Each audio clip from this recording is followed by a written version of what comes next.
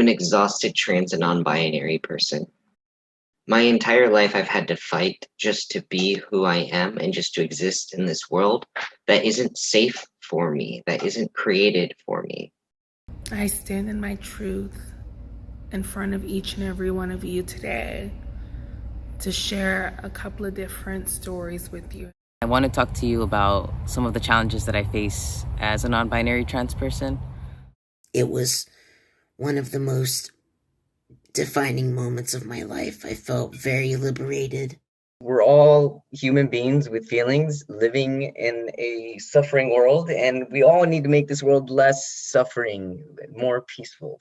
And that's incredibly hurtful to make people feel like they are burdened just for living authentically. I asked my grandmother what she thought about me starting testosterone. About what love is.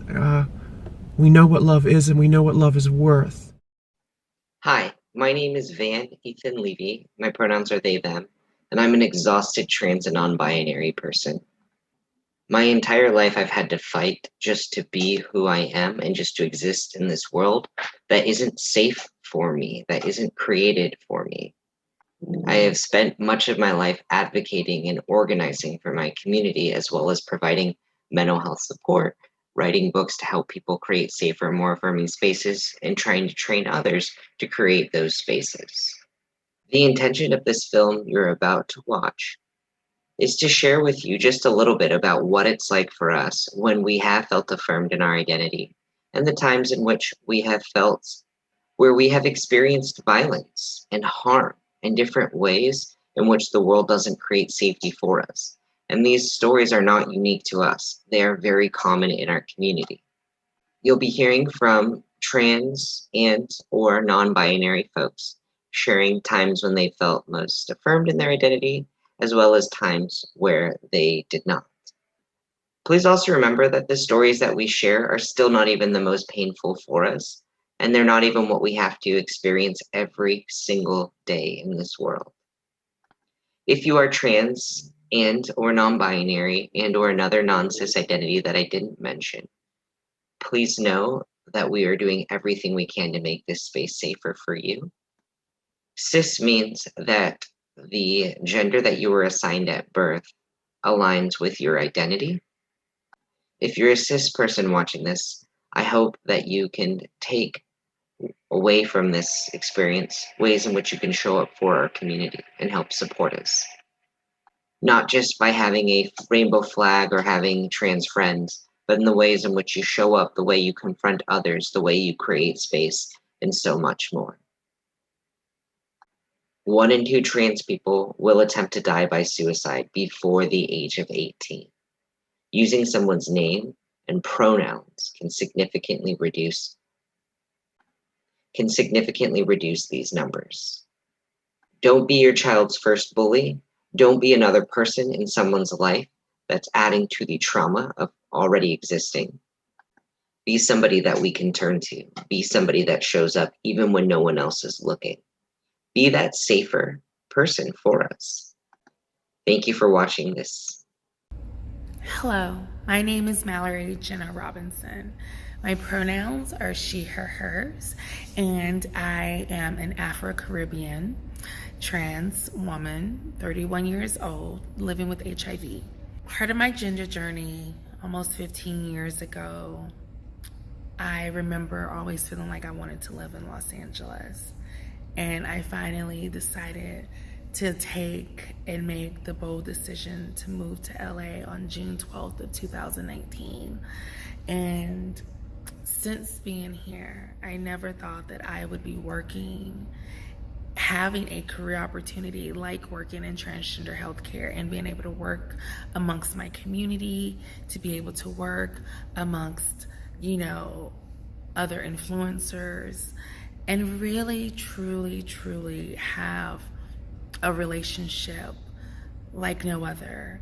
It has been such a joy in my career, in my life, these 31 years, out of all the things that I've done, and I've done a lot of amazing things. This has been one of the most successful because I'm allowed to really work as myself. And that's rare. I get to celebrate myself and my community. And that's powerful. I never thought I would be working in transgender healthcare. I didn't even know that these programs existed.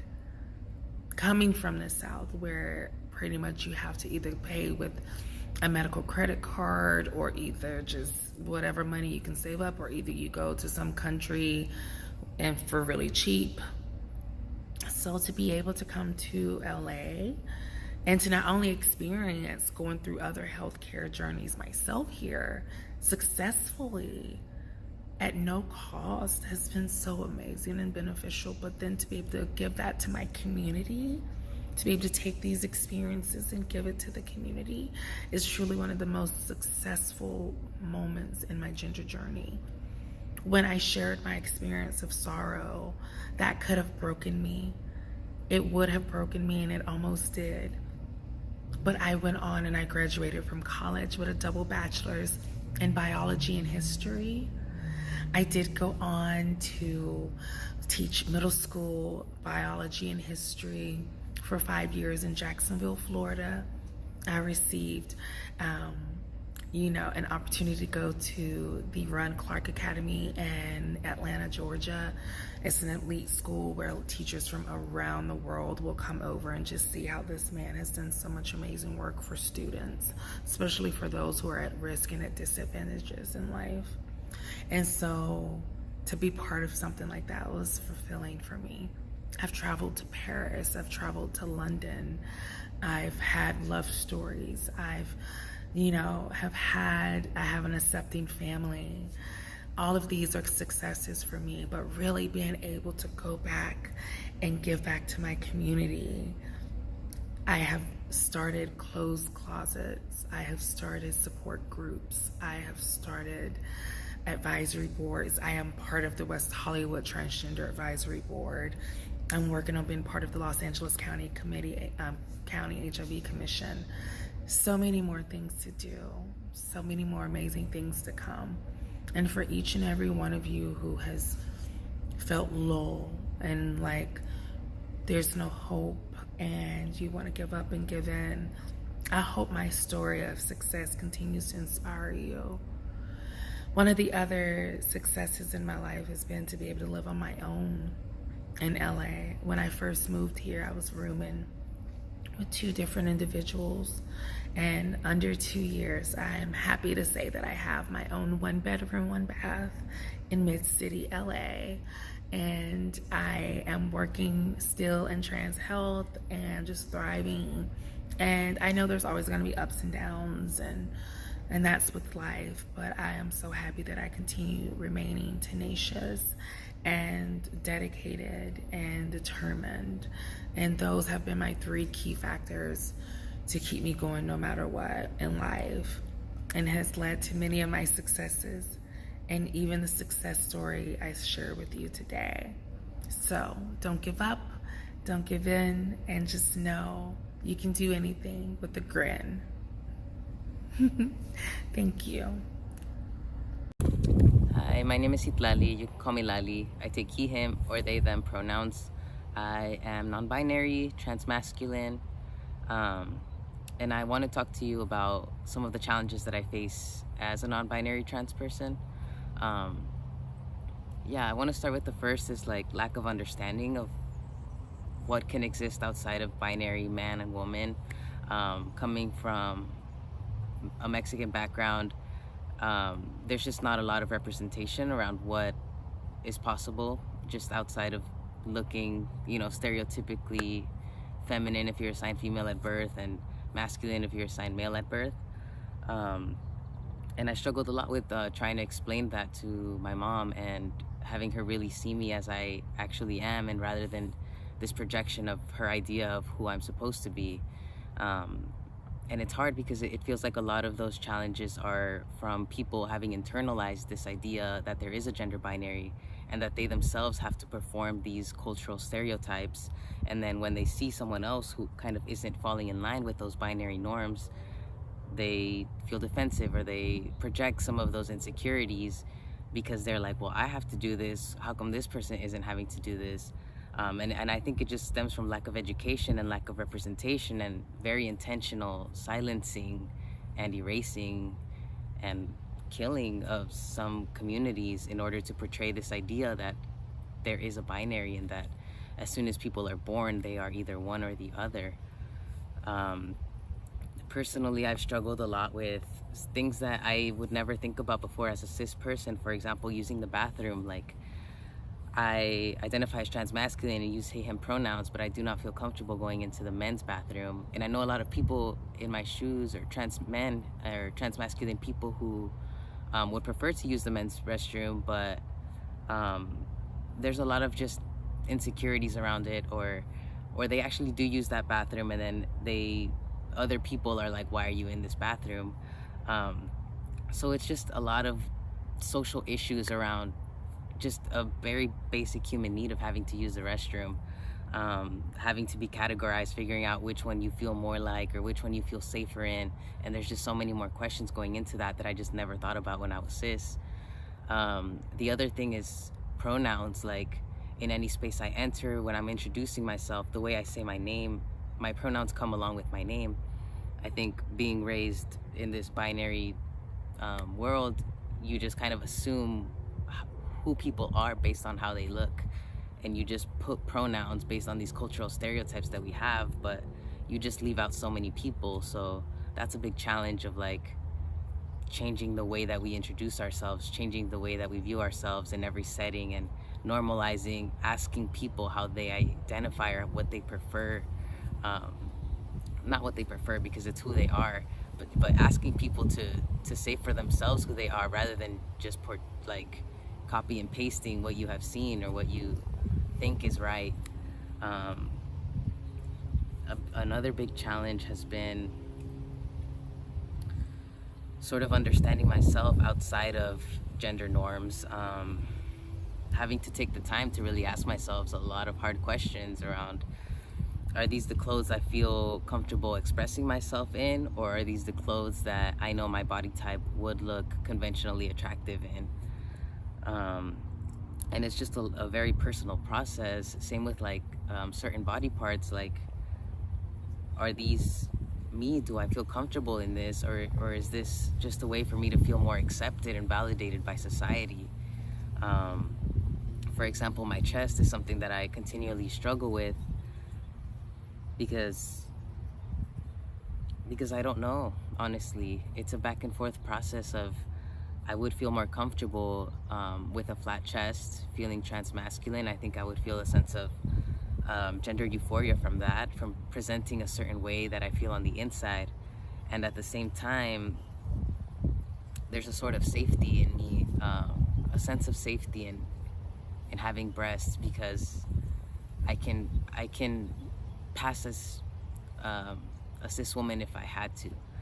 I can not be, I guess I have a lot of fear around being perceived as a man, period, or kind of provoking fear in others because I pass as a man.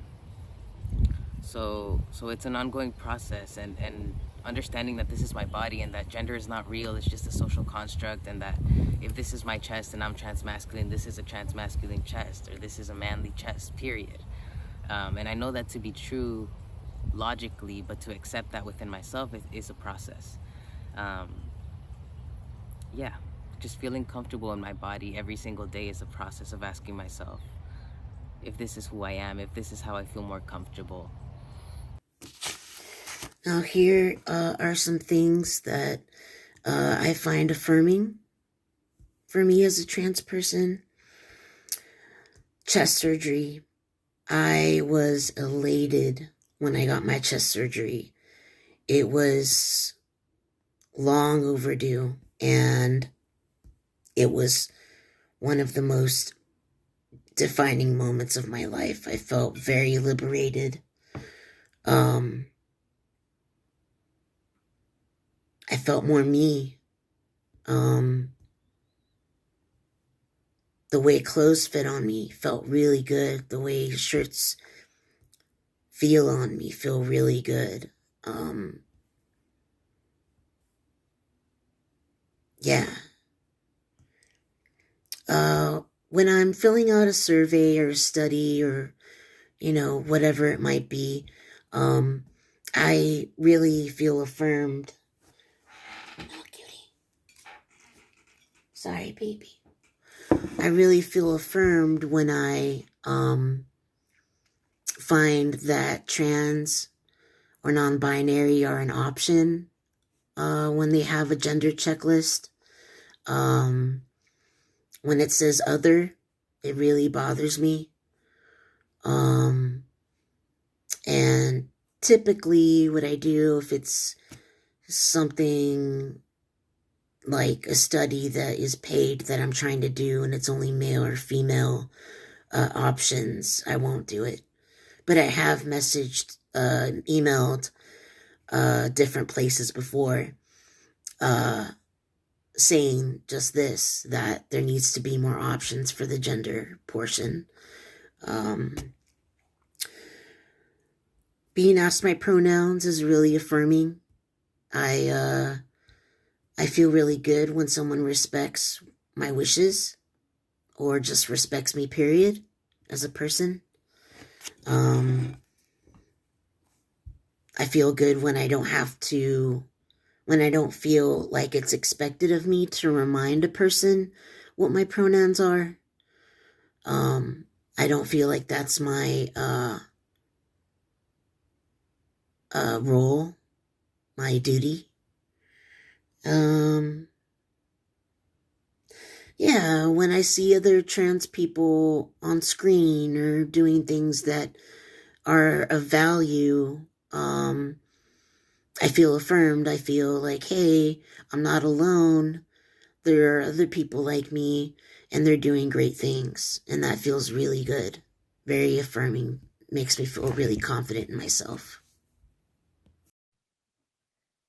So as a trans man, what helps me feel inclusive, included, and less transphobic from the world outside is simply calling me by my preferred gender pronouns, which is he, him, or by my name, Lino.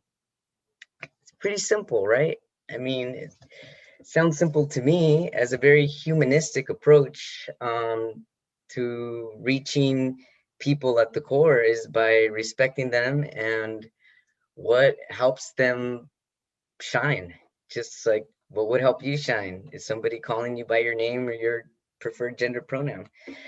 So please, people, just try to pay attention, be a little bit more mindful and a little bit more awake.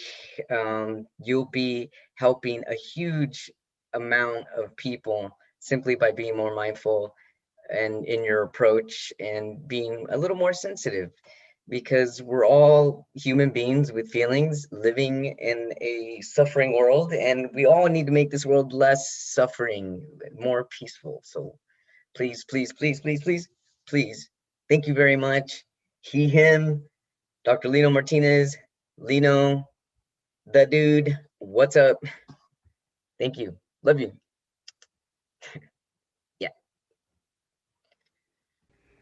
Experiences that are affirming to me as a transgender person. Being asked my pronouns.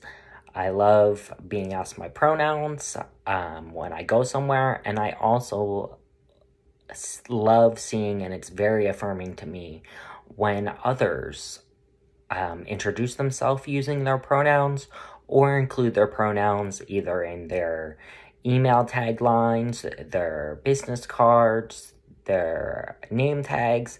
I really appreciate that, and it's very affirming to me.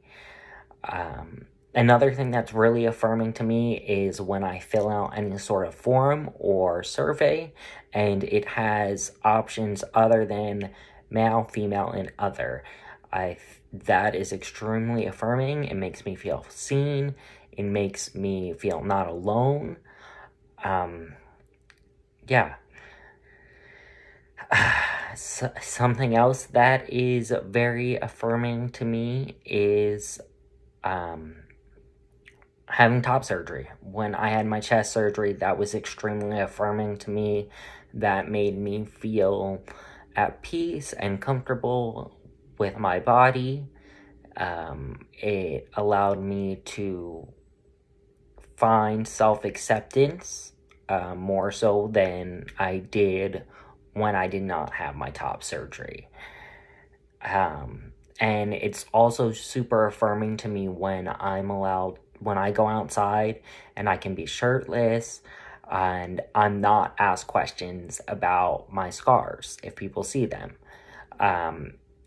That's extremely affirming when I can just get in the ocean or swim or walk around with no shirt and have no questions asked or people staring at me, looking at me like there's something wrong. Another thing that's really affirming for me is just hearing my name. So, hearing people say my name is extremely affirming. It lets me know that they recognize what I like to be called and they respect that. It's also super affirming to be able to be open in my profession with colleagues and other people that I encounter. It's affirming that I don't feel like I need to hide my identity or be scared. Although I know that's not the case for everyone, for me that's very affirming. Something else that is extremely affirming is the fact that I don't have people ask me about my gender or try to figure out my genitalia or what gender I was assigned at birth as soon as they meet me. In the past, I felt like that was something that was zoned in on as soon as people met me, that they wanted to know my status about as a transgender person, and it's really nice to be seen as all the other things that I also am, along with being trans and non-binary. So I think those are the things that affirm me the most. I think the most affirmed that I've ever felt is after I got top surgery, because before that I would go to like the gas stations and stuff, and like they would give me my change and they'd say, oh, here's your change, sir, and then they'd see my chest and they'd say, oh, I mean, ma'am, excuse me, sorry, and so I had a hard time being called he and then she, because I always dressed like male, clothing and stuff. And so yeah, it's that was hard. So after I had my top surgery, they don't call me she anymore, and they just call me by male pronouns, and it does help, because yeah,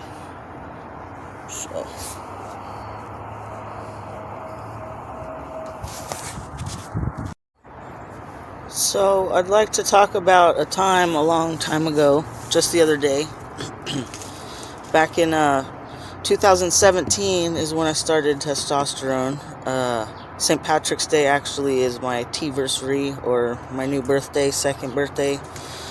And short time before that, I actually what really helped kind of like affirm everything for me, that was really, I guess, self-affirming.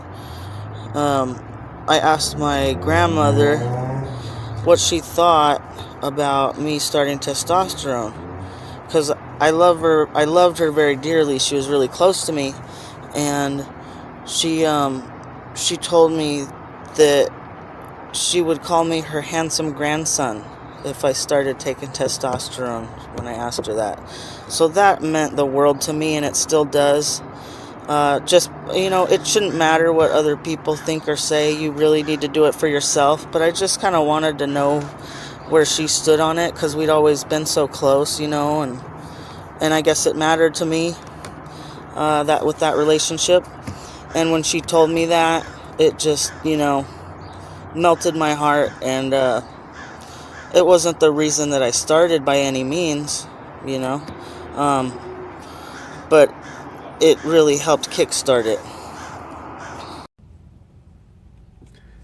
So one of the most beautiful things about being transgender, for me, in my experiences, has just been having the capacity to relate to and to share experience with so many other transgender people. So really just like being a part of the community. And it's a very vibrant community, a very loving community.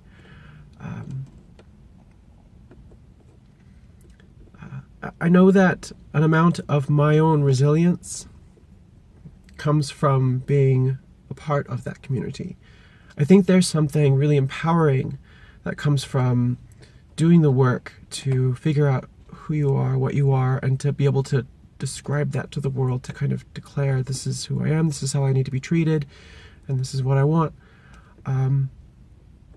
There's an amount of authenticity that really affords a lot of intimacy there, emotional connection, understanding. And that's something that I really cherish, about myself, that I get to have that. I get to know what that is like. And I get to experience that with so many of the people that I find most beautiful and inspiring.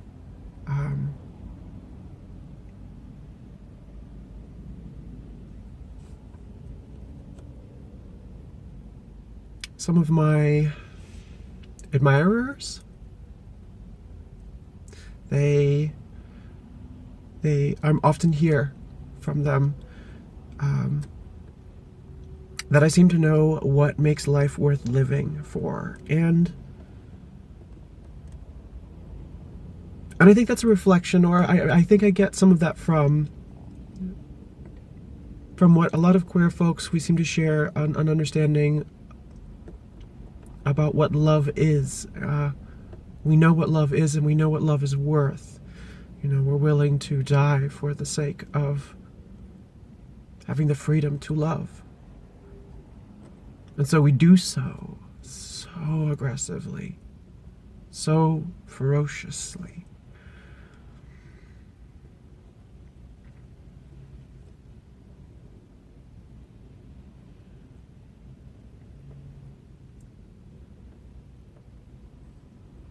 And so I think to have that, just that love that is so maybe informed by what is cruel and what is hard and painful and difficult, contrast there affords maybe a glimpse, a better perspective into what it means to love as a verb, an action. To be surrounded by so many people that are just amazing, beautiful people to look at and to share life with, to share a journey path with, to be a part of this community, this very vibrant and colorful community filled with gender nonconforming and hecking queer people like myself. It's really nice. And it's something I really cherish. It's just being, I suppose, but with other folks who are. Because they're really neat. The most I've ever felt affirmed in my identity is when people use my pronouns and they use them correctly. When people trust me when I'm sharing my experience about myself. When people ask me questions and actually listen to my responses and don't question me or convince me that I'm being too sensitive or that I'm wrong or that I'm mentally ill. These are just a few of the most basic things that make me feel super affirmed in my identity. When I was 20 years old, I went to a party with my cousin to my other cousin's house. And at this point, I had been about 4 years into my transition. And I can recall sitting there and being at the party, having a great time, meeting these guys. And one in particular was really nice. And we hit it off. And everything seemed to go well. He asked me to go downstairs with him. I did. And then he wanted me to give him a ride to his home so he could grab some items. And as we go there, someone calls him. He picks up the phone. They tell him that they think I'm trans. He looks at me, asks me, am I a man? I got so scared. He then told me to drive my car. We did. We drove it to another neighborhood where he then sexually assaulted me. He did very horrible things to me. And as he's doing these things to me, I'm terrified, petrified to be murdered, to have my loved ones murdered. As he was sexually assaulting me, he made a comment that still haunts me 11 years later. And he told me that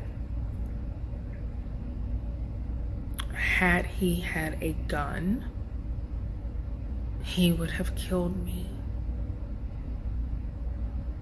That was the first time, I think, truly in my life, I knew that violence towards trans individuals, violence towards Black trans women is real. He let me go. And I remember feeling so dirty, so disgusting. I felt so alone and ashamed. I didn't have really, I felt no resources, no recourses. I didn't have anyone to turn to about this sexual assault.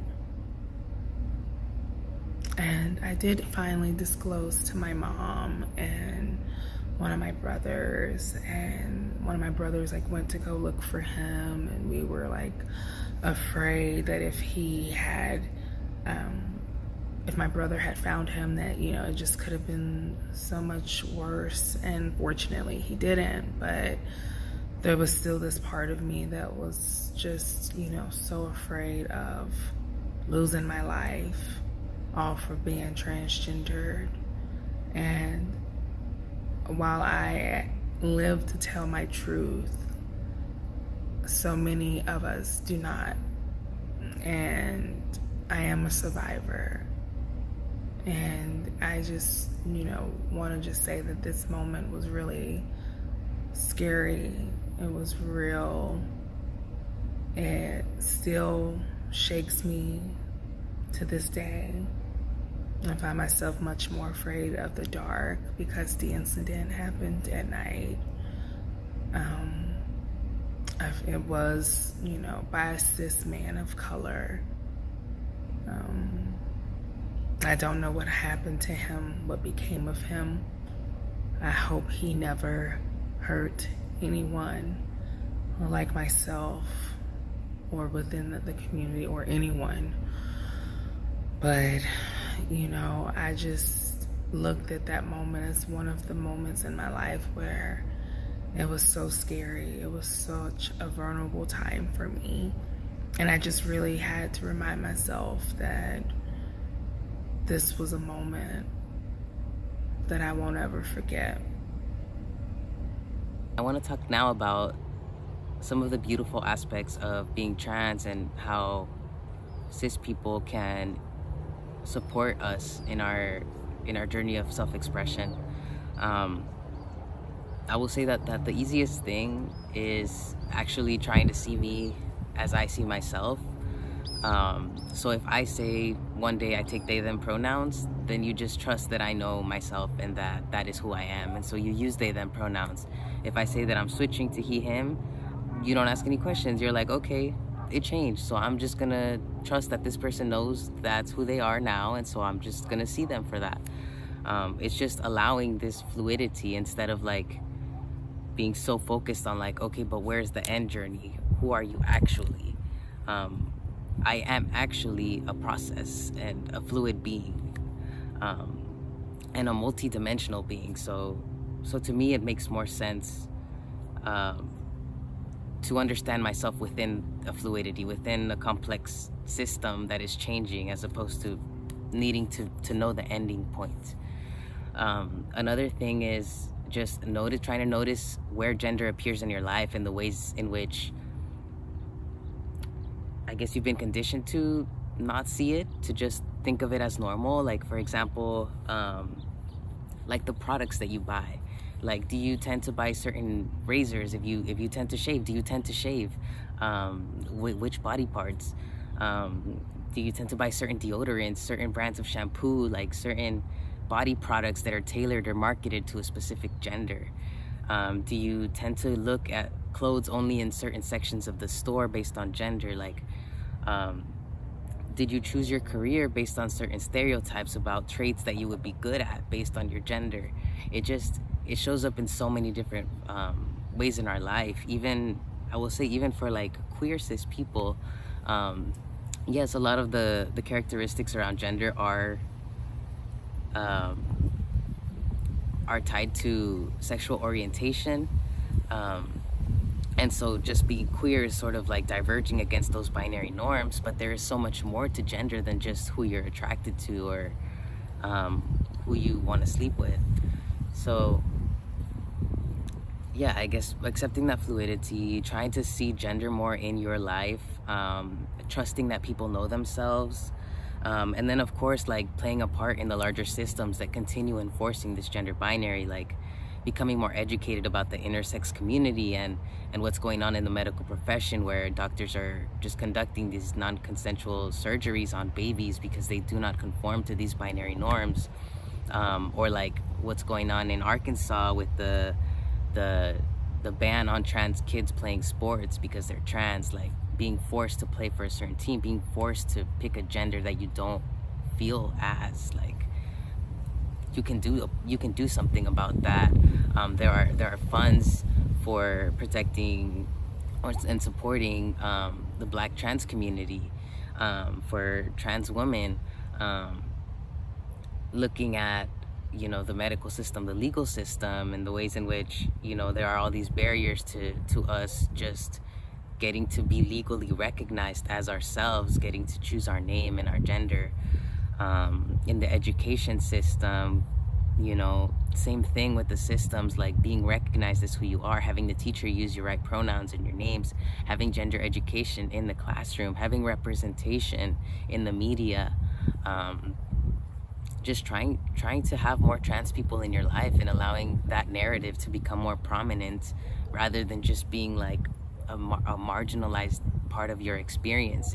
If you are not trans, if you don't know a single trans person, you're in a bubble, and you need to start letting those voices exist in your life, so that the moment that a trans person does come out to you or does present themselves in your life, that person can feel safe.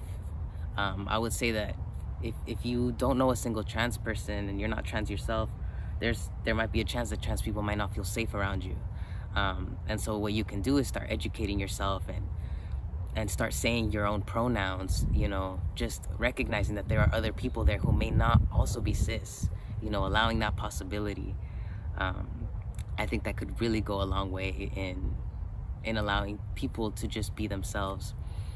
And if you're a parent, regardless of whether your child has come out to you or has said anything or expressed anything or done anything to make you think that maybe they might be queer or trans, just educate yourself. Just talk about it, you know, make it be a normal part of just any conversation, the way you would talk about, like, you know, getting clothes for school.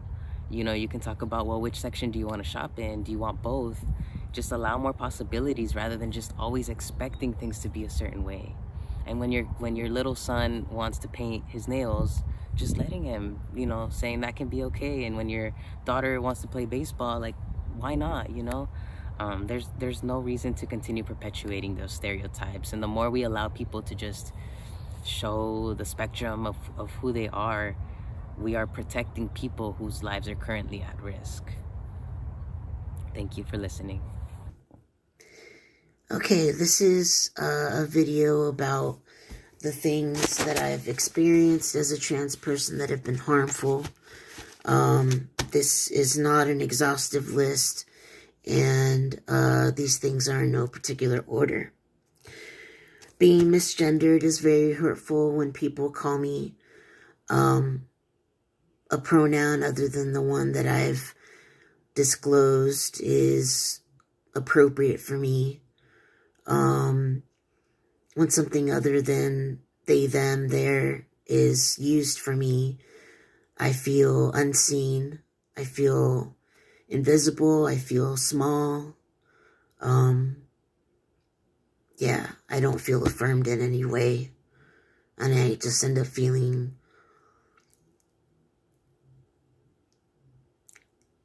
I don't have another word besides this that just keeps popping out.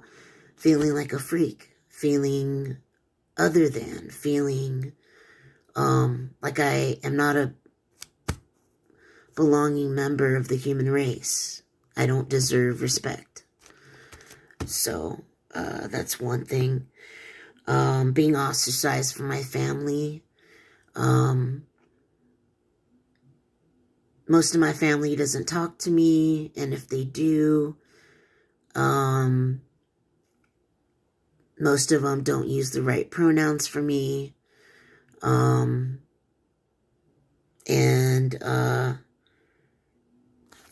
It hurts. And my mom's told me that she won't see me anymore. She won't see me again because of the changes that testosterone had on me.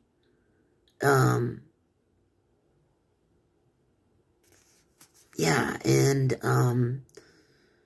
I try to tell her I'm still the same me. I'm still, like, the core of myself is still there, and I still need her support and guidance and love and all that stuff, you know, but none of that has mattered so far. So also being overlooked in dating, you know, and like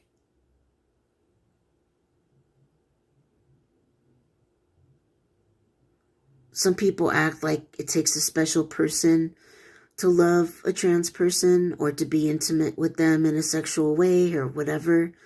And that's not right. I deserve sex. I deserve happiness. I deserve to be loved and appreciated. Yeah.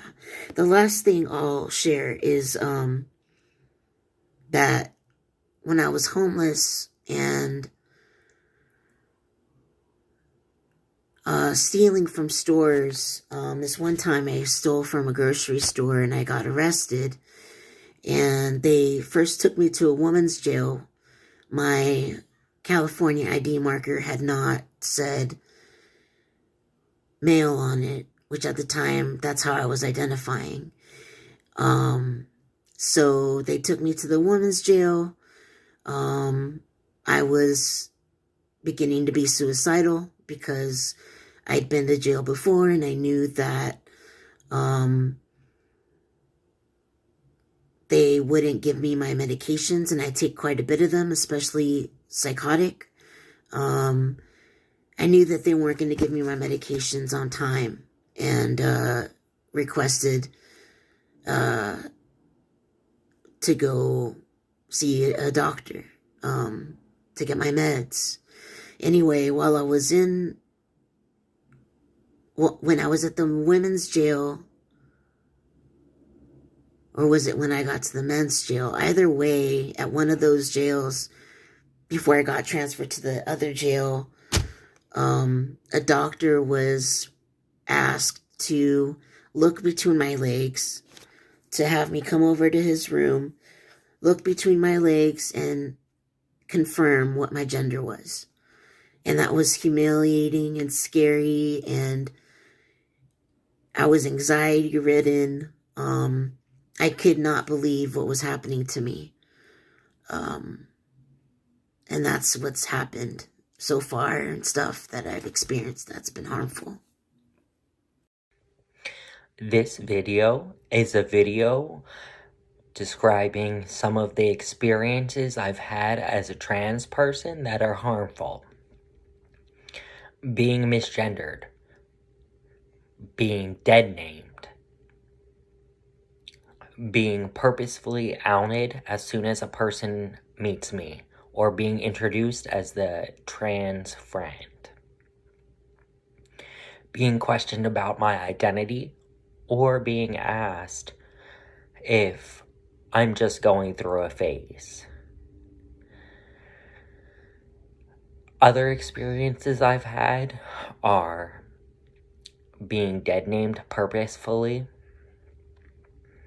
having my gender identity treated as a mental illness and being institutionalized against my will and over-medicated in order to treat my gender.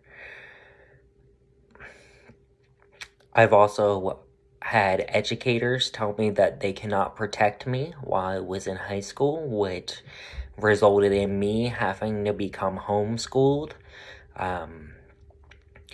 So I've been hurt by other folks bullying me, threatening to physically harm me, and physically harm me because of being transgender.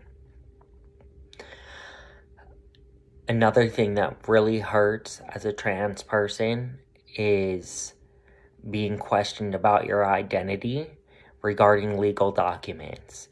I had numerous times when I was questioned about my name or my gender regarding my legal ID. I've also been accused of impersonation. When I was younger, about 7 years ago now, I had my bank account frozen because my bank account was in my dead name, and because of the way I look, I had someone tell me that I was impersonating myself. My bank accounts were frozen, and I didn't have any access to them for over a week. Additionally, this happened while I was 6 hours away from home at my undergraduate institution, so I had to have my mother go to the bank with birth certificate, the pictures of me, etc., to try to prove my identity. That was incredibly hurtful to me. And one of the most hurtful things I've had and that I've experienced as a trans person is the fact that some individuals treat being transgender as a burden, or loving a transgender person as a burden, and not just loving in terms of a sexual relationship, but also other familial relationships. Oftentimes, I've heard when someone says that they came out or they disclose their status to someone, one of the first questions I often get is, How did your mother take it or handle it? How did your father take it or handle it? And that automatically assumes that being trans is something to handle or something to deal with or fix. Maybe it's just semantics, but I do find that offending when being trans is considered as something that would prohibit others from loving you. And in the same regard with sexual relationships as well. So often I feel like in that regard, it's seen as if you're not cis, you're a burden. And that's incredibly hurtful to make people feel like they are a burden just for living authentically. Another thing that's very hurtful is when people question you about your genitalia. Someone should never ask another person about their genitalia or try to figure it out or interrogate you about that. That is extremely hurtful and dangerous. Showing up in the world as myself, as a trans and non-binary person who was socialized as female, I've experienced a lot of different forms of violence. I've been raped many, many, many times. And in those times, I've had multiple times where people will tell me, I'm going to make you love being a woman. I've been pushed out of spaces. I've been fired because I made men uncomfortable because I used the men's restroom, or I made women uncomfortable because I used the women's restroom, yet there was no option for me to use the restroom. I've gone to doctor's offices where I needed a new primary care because I moved to a different city. I'd come in with all my medication. They'd ask me why I took a certain hormone. I'd explain because I was trans. And then the person just walked out. And the nurse came in and said, the doctor will not treat you. I've gone to doctor's appointments for an ear infection. And the next thing I know, I was being fingered and they told me that they had to check me internally. I didn't know that these things were wrong because nobody talks about these things. I don't share my experience with the doctors, and others don't share theirs with me. It wasn't until I'd moved to San Diego a few years ago when I went for an exam and there wasn't any type of sexual violence occurring in the doctor's office where I realized all those years, all those things that those doctors did to me was sexual violence. Oftentimes, when people find out that I'm trans or non binary, they start engaging in sexual violence. They start asking me, what were you before? Have you had surgeries? All these questions are about my genitals. They're asking about my genitals. When you're asking me, what was I before? You're asking me, what genitals did the doctor see that then they decided that they would assign male or female? When you're asking me if I've had any surgeries, you're asking me what my genitals are. I would say about 95% of the time, when a cisgendered person has questions about trans people or has an idea as to how all trans and non-binary people are, and I share with them how what they've shared is problematic, do they argue with me that I don't know myself better than they do? I spent most of my childhood and adolescence institutionalized to be treated, calling me being trans as a symptom of a mental health disorder. Even back in 2015, did I have a therapist who had stated that I had dissociative identity disorder. Often people are more familiar with the term multiple personality disorder. And she was convinced that I was stuck in the alter. An alter is a personality of being male for over 18 years and hospitalized me when there's been no evidence from anybody else that I have dissociative identity disorder or any mental illness. People have expectations that because I present in a way that you might read as male, that I have to perform in the world in a certain way. I am not male. I am not female. I am non-binary. I am myself, and even if I was any of those other identities, there's not one way in which we have to show up in the world. We are who we are, and I am never given permission to be that. For example, if I wear nail polish or makeup or a dress, I am at high risk of being verbally, physically, or sexually assaulted. One time I had drove to work and stopped to get gas, and this person was livid so that he couldn't drive by. So I waved like, I'm so sorry. And the person saw I had nail polish, and that made him irate. He got out of his car. He was coming up to my car. He tried to drive his car into my car. This was in 2019. Even major organizations within the mental health community continue to engage in what's called tone policing and focusing on how things are said and not what's being said when they're called out on their transphobia, where they misgender me and other people, where they label me as aggressive when I bring to their attention how their actions, language, or behavior or words are engaging in transphobic macroaggressions that directly impact me and my community. I don't get to feel safe in this world. Every time I leave my home or even answer my phone, is my entire body tense because I don't know who will be unintentionally misgendering me or intentionally engaging in harm. I have to argue with at least 50 different therapists every single day when they share their transphobic views and then attack me for sharing with them the realities that differ from what they're aware of. If I were to say anything about the transphobia I experience at my work, I will get fired. People believe, oh, you can't get fired for your identity, you're protected. That's not how the world works. If somebody wants you out, they'll find a different reason. They won't say, oh, you're trans and so we don't want you here. They'll say, oh, you were 1 minute late, or you forgot to date this portion, or they'll find things that they wouldn't be targeting others for in order to get you out. I have been pushed out and fired from so many different places because of my identity, because I bring to people's attention when they're engaging in harmful behaviors or language towards me, because I deserve to work in a safer space just like everybody else does.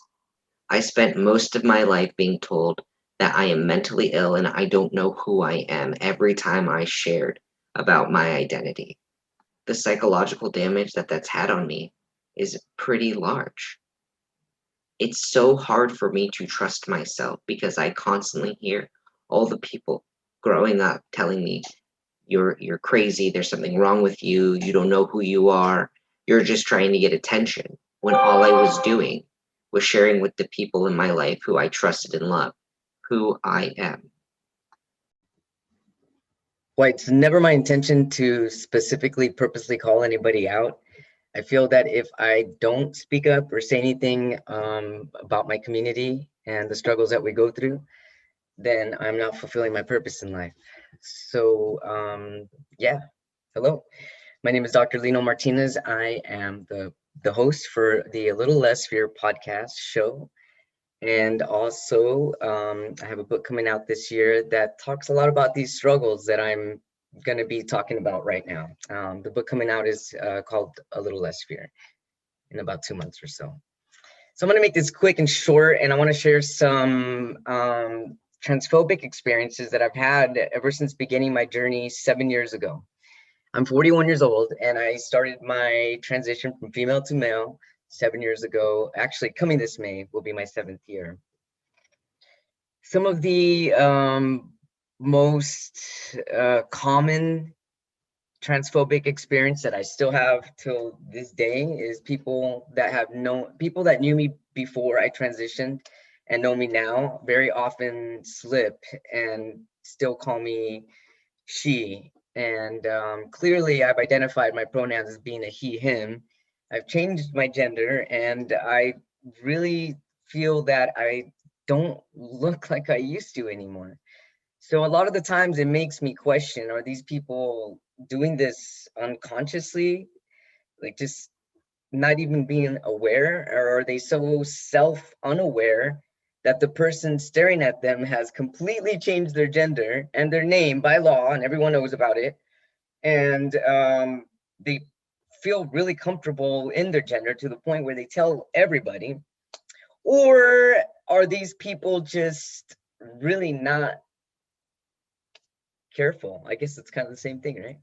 So it just sometimes it bewilders me, and every time family members or friends call me she or her, to me it's like, wow, I don't really feel that they know who I am, because I mean, if they don't know who I am, who are they? And are we even having an authentic conversation at that point? So there's just so much that goes on in my mind, at least. I can't speak for every single transgender person, but when I'm misgendered, it hurts to the core, because it just feels like I'm invisible. Even though I practice Buddhism and I know that inherently my body is just a vessel for this life, and that my light is eternal, and my eternal light, there's no gender. It's like just one big spectrum. But while we're here on Earth, I have to say that I identify as a man, he, him. Get it right, people, please. And let's see, another transphobic experience I had, a doctor refused my hysterectomy because I was trans. He said he told another doctor, I can't quote verbatim because I wasn't there, but the other doctor had told me that the other doctor did not want to do hysterectomies or deal with transgender people because transgender people are difficult. Whoa, must be nice to have a life where you don't have to worry about life being so difficult. That's what I thought. And guess what? That actually ended up being a blessing, because the doctor that did my hysterectomy, she did it all in one shot and did an excellent job. And I've got no scars because she rocks. Dr. Teresa Rodriguez at USC. Everybody, she's awesome. So, anyways, yeah, that was another transphobic experience that just made me think like, wow, well, why are you in the profession of being a doctor if you don't want to save lives, if you don't want to help people? But isn't that your mission in life? So in a way, it's good that I didn't see that person. And then let's see here, another transphobic experience. Oh, yes. So upon one of my surgeries, that I've had many surgeries, I have a weird genetic disease. Don't ask me now. But if you want to know more, you can go on www.littlelessfear.com. There's more information about it. But anyways, a doctor had done one of my surgeries, and my hysterectomy, and I was in a lot of pain the very next day in the morning. Yeah, so the doctor that comes in to check me out, the attendee, I guess he thinks that he's doing his rounds, and I think he thought that maybe he was gonna see hallelujah, big penis or something when he came to check me out. And he just comes in casually, doesn't even close the curtain, and he just goes like lift your gown, talking with the wave of his fingers. And I'm just like, okay. So I lift my gown, and I saw him take steps back, and then he says, oh, I think you're good enough to go home today. You're not in that much pain. And I was like, what? So sarcastically, and I really sorry I was sarcastic, because I shouldn't have done that. But anyways, I just said, oh, really? Have you ever had a hysterectomy?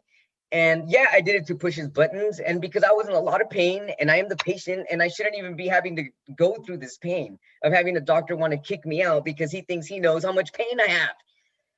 Anyways, that put me in tears the whole night. I was crying, but luckily another doctor came in and she saved me, and she said, no, you're good. And they kept me another night and gave me my pain meds. But yeah,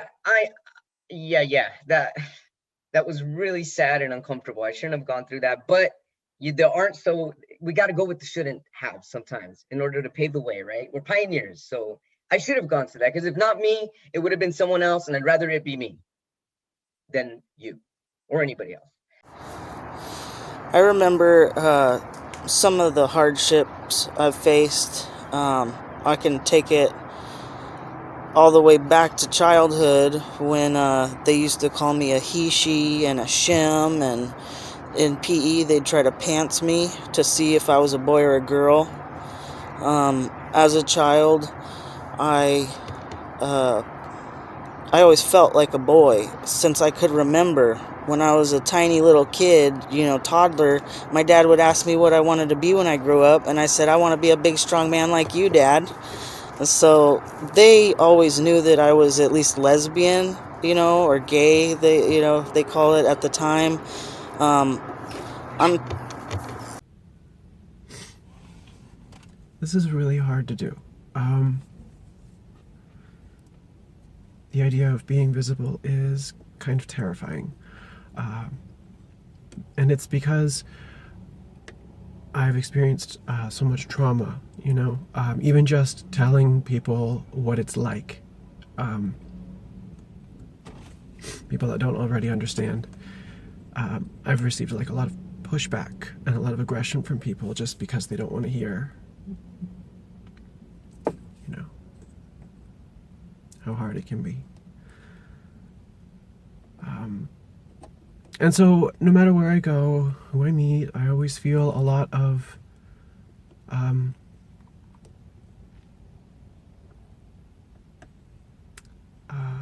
anxiety, it's hypervigilance. Just constantly trying to read people and understand what's going on around me all the time. And so I never really feel secure. I never really feel at peace. I never feel rest. And I wish I could.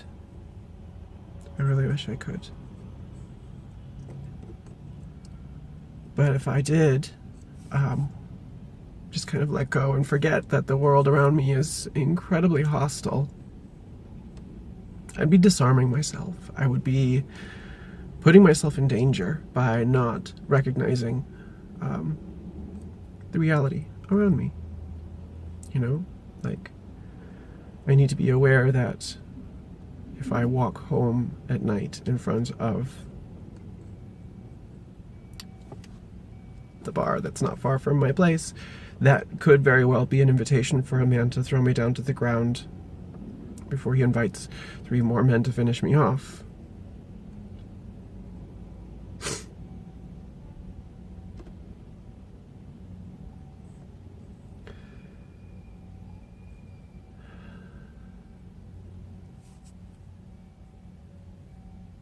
I need to be aware that if I visit a new friend's house and I don't know where they are, and I walk down the wrong street, it happens to be a dead end,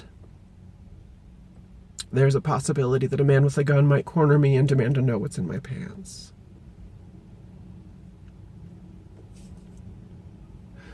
And the hardest part for me, I find, is just living with all of that and doing my best to just carry on and not sharing these things with most people, because most people don't want to hear it. Neither do I. I don't really want to talk about it. I want to be happy too. When I look around my city and I see so many happy people just living their best lives, I just want to have that too, It just feels really hard. Carrying around all of this vigilance.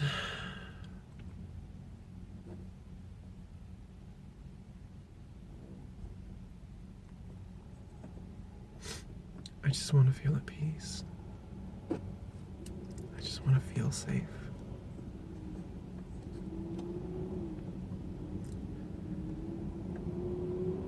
And no matter where I go, I'm constantly reminded that I'm not.